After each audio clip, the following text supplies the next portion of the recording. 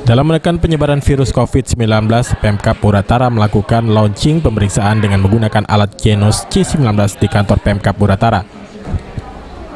Kepala Dinas Kesehatan Muratara Marlinda Sari mengatakan penggunaan alat Genos C19 tersebut untuk mendeteksi virus COVID-19 dengan cepat, sehingga dapat melakukan tindakan pencegahan sebelum virus tersebut menyebar.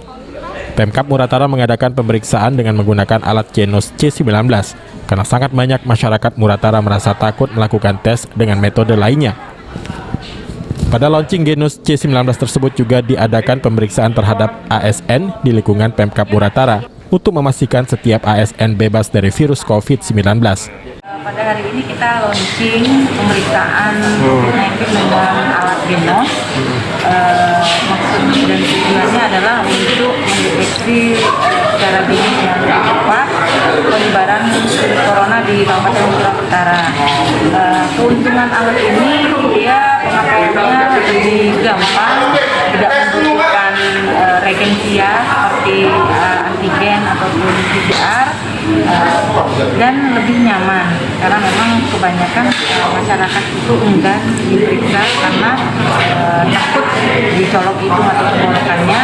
Maka dari itu pemerintah Kabupaten Muratara mengakomodir keluhan-keluhan masyarakat dengan mengadakan alat ini. Direncanakan nanti Bapak Bupati akan melakukan pemeriksaan massal ke desa-desa.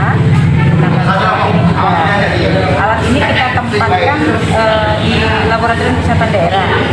Jadi silakan yang melakukan perjalanan, kemudian dari perusahaan yang mendeteksi virus corona, silakan datang ke Labora. Untuk masyarakat Muratara nanti kita akan adakan kegiatan turun ke lapangan.